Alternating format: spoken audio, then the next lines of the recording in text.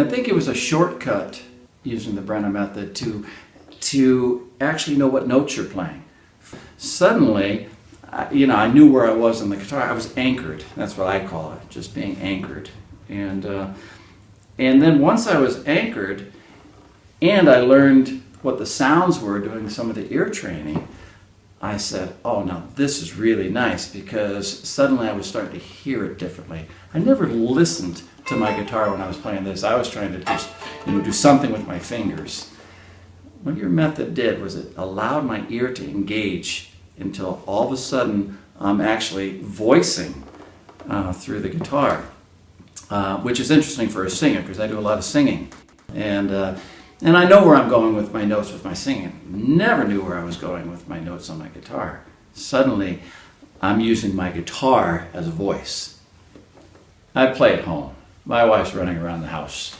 She listens to me play. And it was a few months into it where she said, I can't believe how melodic your guitar sounds and how different things have changed for you.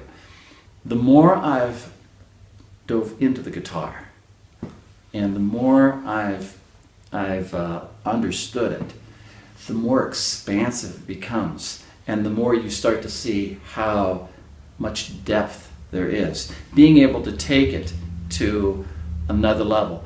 I have to say that I went to a concert not too long ago, and it was a Fleetwood Mac's concert, and the guitarist, who's well known, I can't remember his name, but anyway, the guitarist, he took a lead. And of course, in those places they have these huge screens, and they zoomed in on his fingering. And I remember sitting there, this is just a couple months ago, going, oh, I know what he's doing.